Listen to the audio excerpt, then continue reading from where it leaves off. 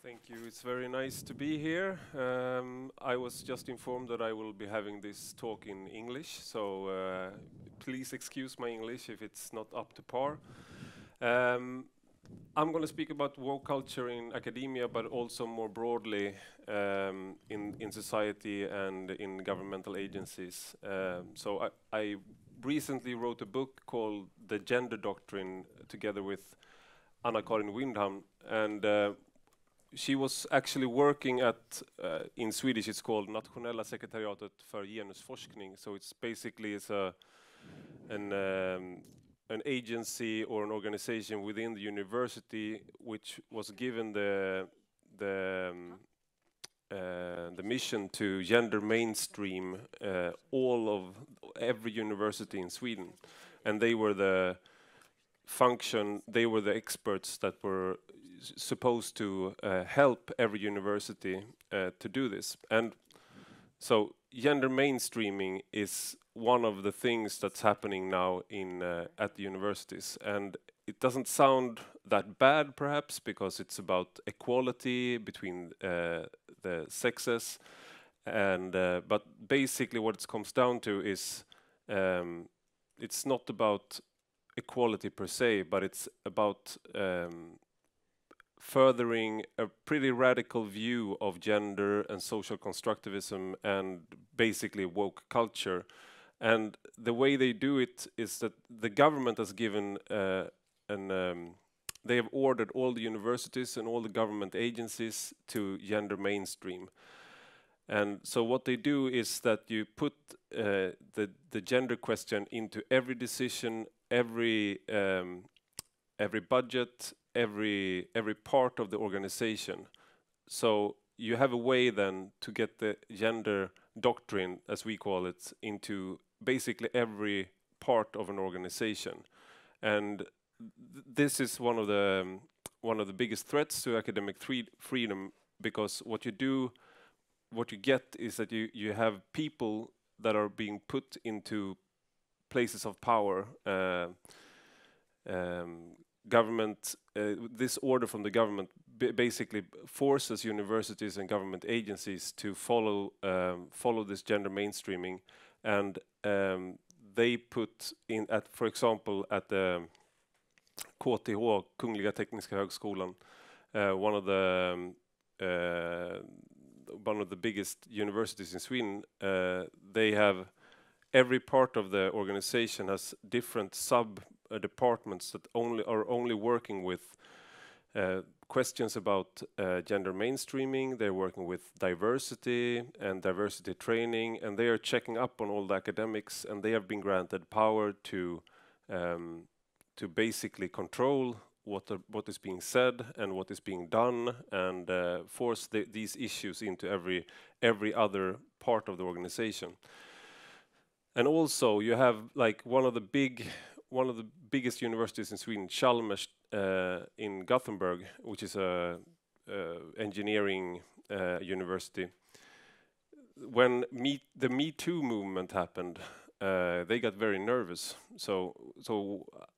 Wait, let me backtrack. One of our hypotheses was that so basically all this woke culture is happening mostly in the softer sciences, like humanities and social sciences. So one of our objectives when we wrote the book was to, okay, let's try to find it where it's least likely to happen. And then we thought about the engineering schools, because it's hard science, so it's basically very hard to get diversity questions. A black hole is not racist just because it's black. I mean, it's hard to get these questions into those sciences, we thought.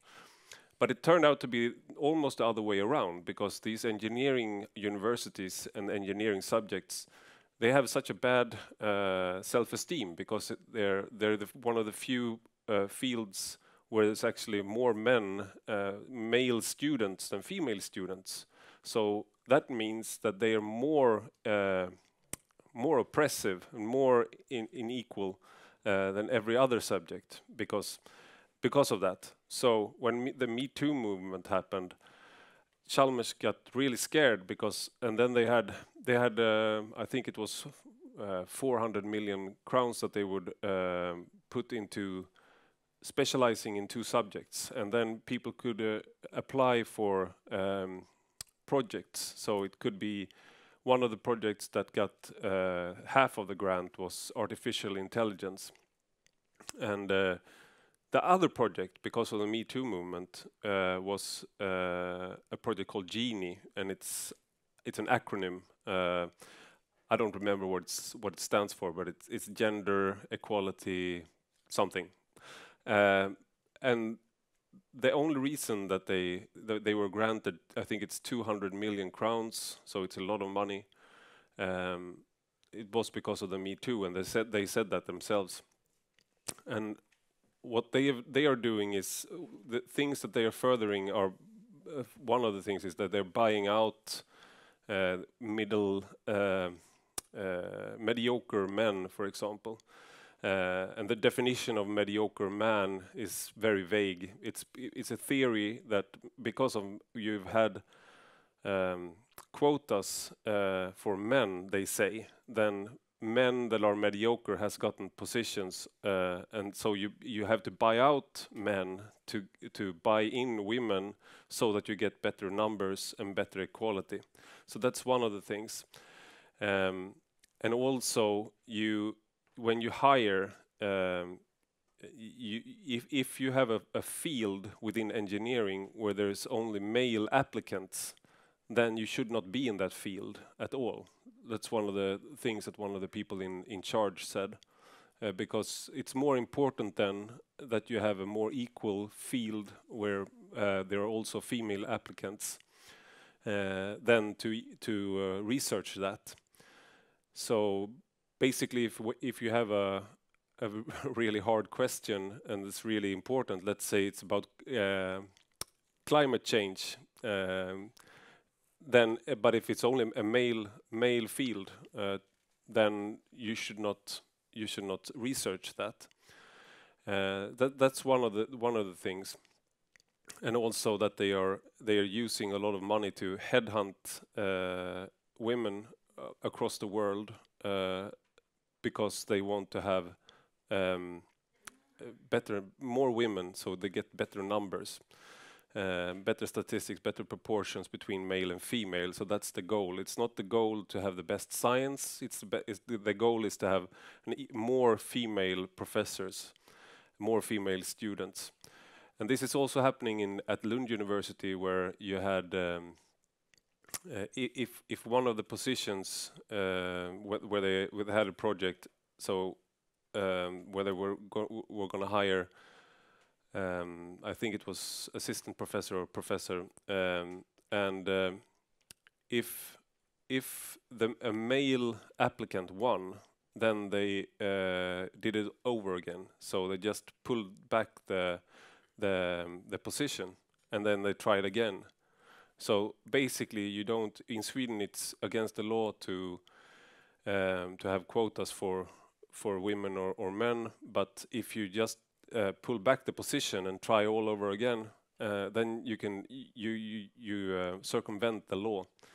So this is happening in a lot of fields, and also where you try to, and also in physics at Uppsala University, you had projects where faculty between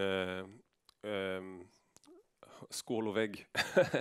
But behind closed doors, they said that if you will get money from faculty level to the institutional level, where at the physics department, if you hire three female postdocs or PhD students. I don't remember which position it was, but you can't be open with it. And if you manage to get a male, then you will pay for it. So you have to tailor the position to a female applicant beforehand, and then you will have. So this is something that's happening behind closed doors mostly, but it also has. You have a goal from the government to have a certain number of female professors. You have a goal to gender mainstream, so you have the basically on the political, a lot of this is having is a top-down process where the students are protesting, and so this is also something that we thought that we were going to find, was that we would find woke students protesting and forcing the universities, as we have seen in especially the Ivy League universities in United States and in basically all over the Anglosphere. In a lot of these at those universities, the students are the driving force. But in Sweden, it's not really that's not really what's happening, and the students are in many cases are protesting. Of course, there are woke students in Sweden, but it's not a big movement here. But it's a big movement within the universities, from the professors and from the politicians and from the administrations at the universities. And this is also and also one thing there is that the universities in Sweden are actually they are not independent, so they lie under the government. So so it's very hard for the universities to say, if the government has a policy, it's very hard for the university to be independent and just say, no, we don't do that here. So that's good and bad, because then it's also you can change some of these things pretty rapidly if we have a change in government. So you could roll back a lot of these changes. But this is something that's happening with who are getting the jobs and where lies the power, because what we find is a lot of these people that work at universities, and the scientists and the teachers, they are not on board, but they are afraid. So we interviewed around 150 people for this book, and most of them wanted to be anonymous. And some of them were brave and did it in their own name. But when we were about to publish, they wanted to roll back and not be. They wanted to be anonymous. And we argued with them, because the quotes we had from them was basically, if you don't do this, who will do it? And like, what we do in life echoes in eternity. They had very brave quotations. And it wouldn't look very good with what we do in life echoes in eternity, but I am anonymous. So so we talked a lot of them back into being with their names. But there is so this is something, but we also have it on this is who gets the position and who gets the job. And that's the woke part and the intersectional part, and that's also with the diversity training, and so we have the discrimination laws in Sweden. I'm not for discrimination, but the discrimination law in Sweden is used to further some specific theories, post-colonial theories and intersectional theories. And what they are basically doing is that they have a view of society, that you have a pyramid, and on top of the pyramid is the cis hetero white male, basically. So you're not the transsexual, you're heterosexual, and then you're on top of the pyramid. And what they are doing then is they turn the pyramid. So people who they identify as being the most oppressed are the ones that you should further, and you should further their interests in a lot of ways.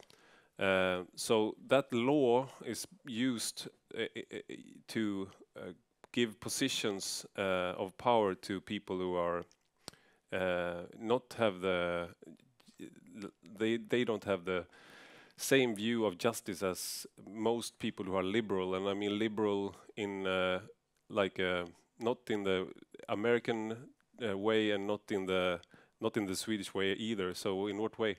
But like a view of justice that you on merit, who you are, is what should count. Not if you're white, black, male, female. You should look to the individual, and what they are doing is the opposite, and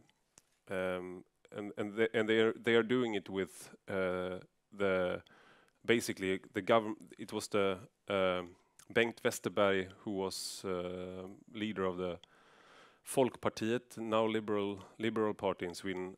He started with the gender mainstreaming, so every government since then has just kept on with this.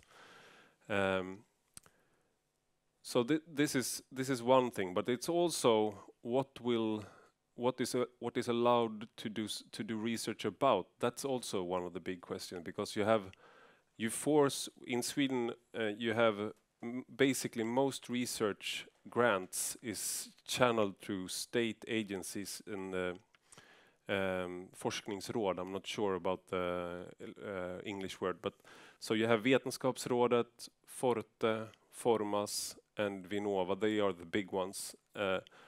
So the government has asked them to also gender mainstream and also think about diversity. So you have questions that you should like twist your questions so that you can have a twist where you also get in minority perspective or gender perspective, and so that forces people to shy away from certain subjects and go to other subjects, because then they will have a much easier time to get a grant.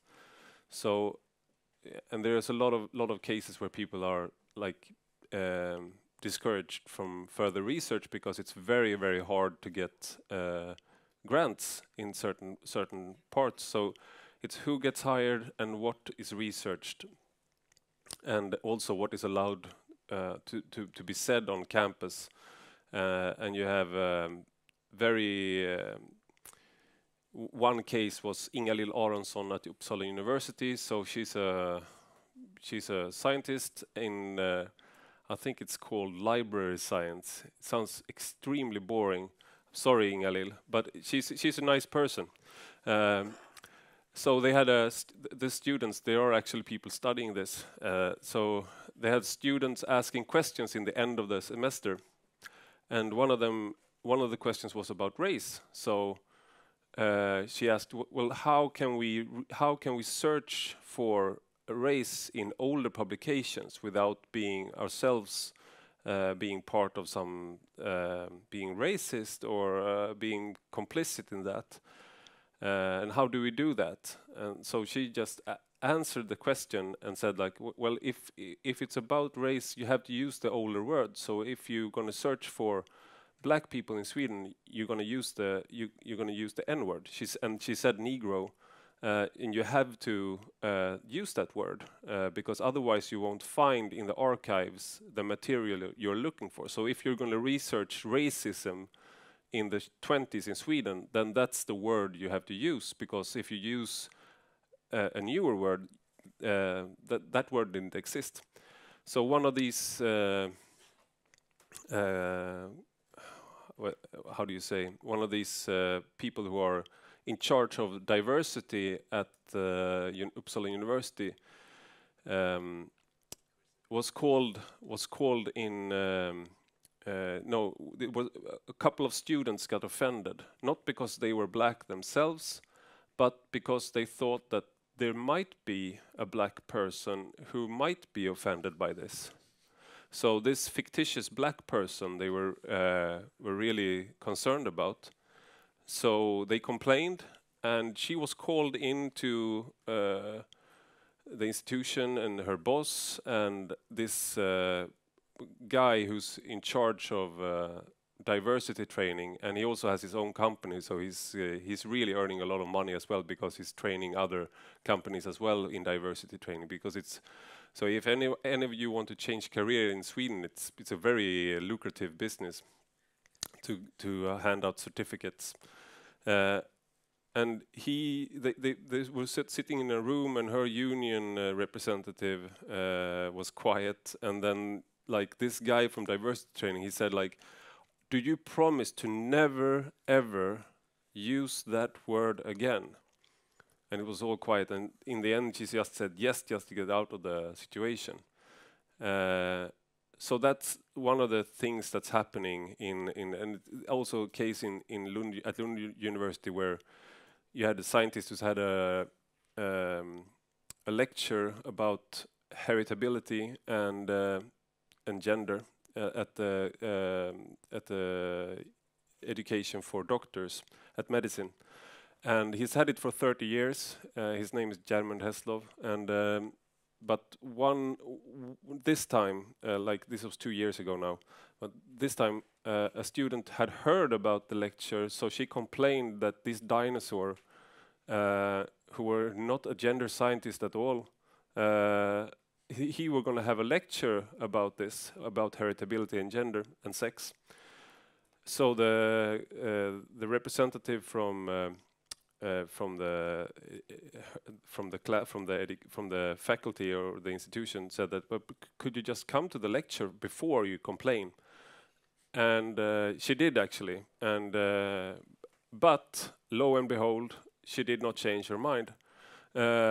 So she complained again and said that this is discrimination against, and in this lecture he says, like, basically you find heritability traits for things like schizophrenia, and so the social constructivist explanations for some behaviors don't hold up under scrutiny anymore. And then he had, then he did the same for gender and sex, and he pointed out that there are sex differences, and and what they actually consist of. And I mean, it's not really a it's not really a provocative lecture. I've seen it, but he was called in by they did a central investigation, and then they at Lund University, and then they their conclusion was that it was a risk for discrimination. And it's also fictitious because it might have been a trans person who were present. There wasn't a trans person present, and it wasn't a transphobic, whatever that means. It wasn't a transphobic lecture at all. But this fictitious trans person might have been discriminated against if that fictitious person had heard it. So he had to refrain from using that language again. And then he pushed back and said, but what is wrong, like scientifically? I use a scientific language. And I just told him, like, stop being a pain in the ass, just change your language. And he refused. But so what they did instead was that they took in a gender scientist to have a lecture before his lecture, so that you can be sure that the students, when they come to his lecture, they have the right values to unpack his dinosaur science, which is perfectly mainstream. It's not extreme at all. So I just lastly, I'm not sure how much time I have left, but one thing recently in a podcast I really like these people, so it's not a criticism, but they Per Lindgren and Hanif Bali, they have a podcast called God Ton, and they said that poor Ivar Arpi, when this was before the book came out, like, the culture war is already won, and he's coming with this book, and it will just, I'm sorry, Ivar, but we already won. We won the culture war, and it was just in good fun. But the point that they were making was that in the public debate, a lot of our positions, if we count ourselves as a group, has won out, and therefore we have won the culture war. And they have a point, is that it's very, very hard to get these people to debate with you in an open debate now. So when the book came out, for example, they had nobody from the other side wanted to have a debate with us. And we were not invited to any university, no institutions, We were invited to other places, so it's not that it was we were not quieted down. But what they did do at the universities was that they had internal seminars. So, and because we have moles everywhere, we could see the seminars and we could see them afterwards. So you had like 30 scientists writing to each other and having like a therapy session because of our book. And these are like the people who are teaching our students, and they need a safe space because big bad Ivar Arpi is so evil that they can't debate me in the open. And this happens all the time.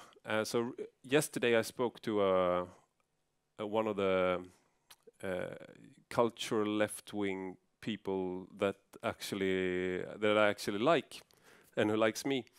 But she has connections within the cultural Marxist left, if one is allowed to be that generalizing.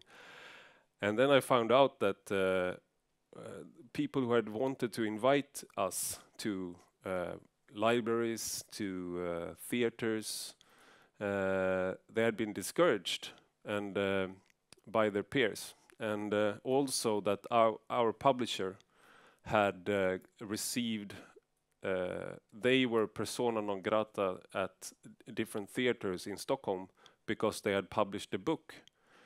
So we have won the culture war, and we haven't won the culture war. It's not something you can win like that. But in the public debate, and this is also like an ongoing question, like is what is allowed to say? We have had there is no Åsikts corridor anymore. How do you say the opinion corridor is no more.